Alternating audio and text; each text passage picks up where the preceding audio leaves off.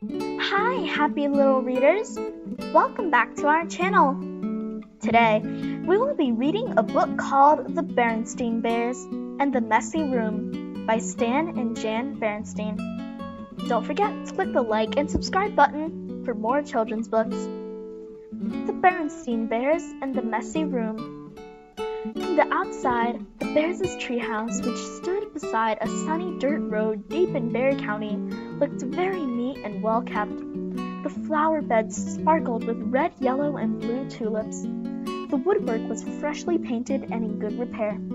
The grass was cut and the vegetable patch was properly weeded. Even the bird's nest that perched on one of the treehouse branches was well trimmed. The inside of the Bears' treehouse was neat and clean too. The picture was straight, the piano was dusted, the kitchen was spick and span, and even the basement was nice and clean. And if you think it's easy to keep a treehouse basement nice and clean, well, you've never tried to do it. Yes, the Bears' treehouse was a lesson in neatness and cleanliness, except for one place. Brother Bear and Sister Bear's room. It was a mess. A dust-catching, wall-to-wall, helter-skelter mess.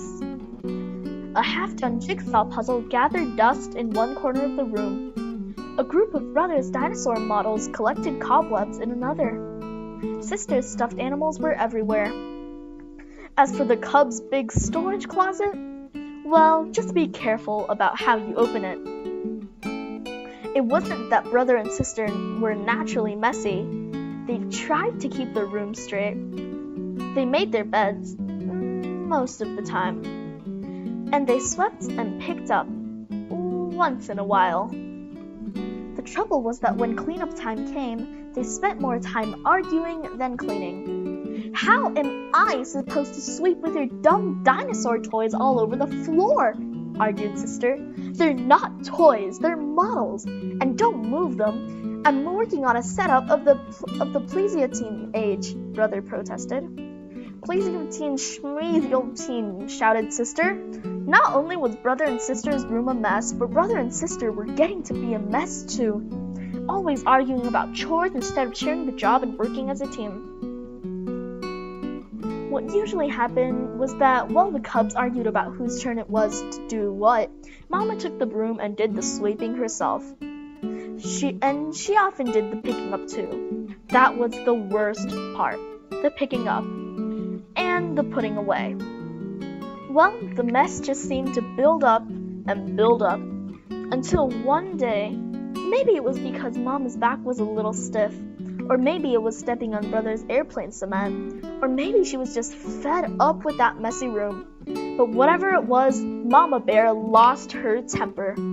She stormed into the cubs' room with a big box.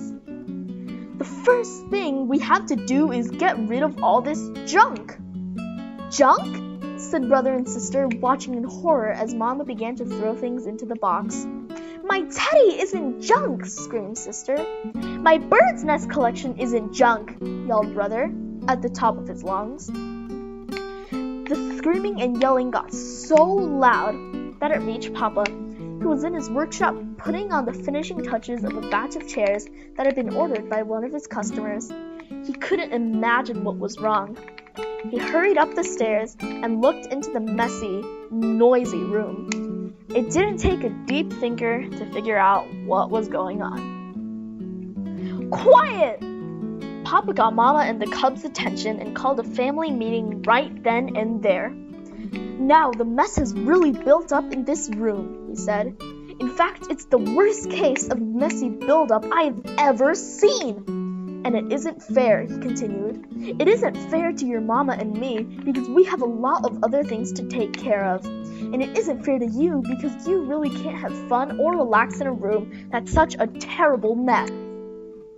But Mama is putting all my things into that box, even my teddy, said Sister. And my things too, cried Brother. Then Papa got an idea. A box, yes, he said. Better yet, a lot of different kind of boxes. A big toy box for your large toys. I can make one for you in my shop. And some smaller boxes for your collections and models.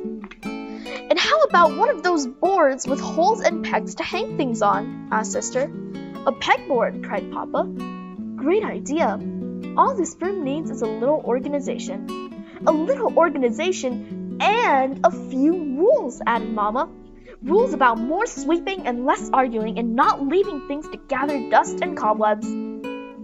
Papa set to work making a fine big toy box and a large pegboard, while the cubs and Mama sorted out toys, books, games, and puzzles and put them into boxes that fit neatly into the closet.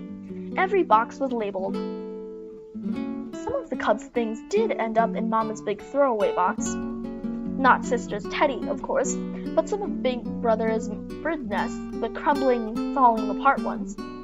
It was a very big job cleaning all that messy buildup, but after a lot of straightening and putting away, the job was finally finished. Wow, said Brother, that was quite a job, but it was worth it. It looks like a whole new room, said Sister. The cubs were right. And Papa had been right too. It was so much more enjoyable to live in a neat, clean, well-organized room, and so much more relaxing. It wasn't as exciting to open the big storage closet now, but it was much more practical and a lot more fun. The end. Don't forget to click the like and subscribe button for more children's books.